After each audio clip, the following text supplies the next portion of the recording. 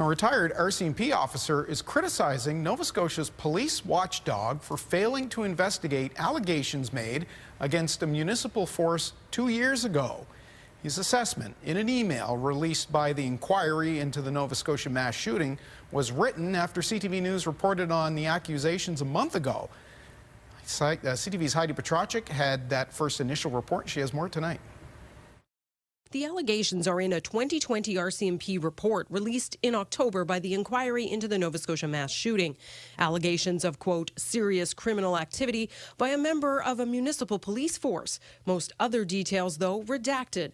The claims examined by the RCMP and sent to Nova Scotia's police watchdog. We can't understand how it could be reasonably suggested that it wasn't within SiRT's mandate and worth a SiRT investigation. Last month, SiRT confirmed the accusations, unrelated to the April 2020 tragedy, were aimed at the Churro Police Service.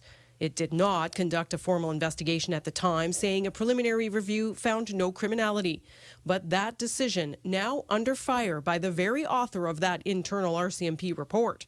The retired officer with more than 3 decades of experience emailed SiRT after CTV's story. In it, Costa Demopoulos calls the information he received, quote, significant historical allegations of a criminal nature made by very credible witnesses.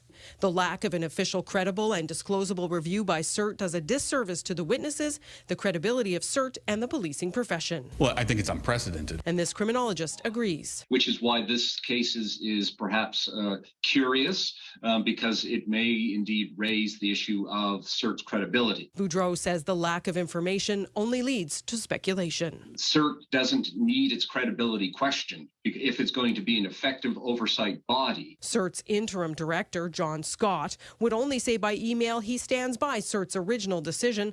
The Churro Police Service says SiRT never contacted them and says it has tried unsuccessfully to get more information both from SiRT and the RCMP, stating the TPS would like to receive the details of the allegations so it can conduct its own assessment of them and determine whether any further steps are necessary.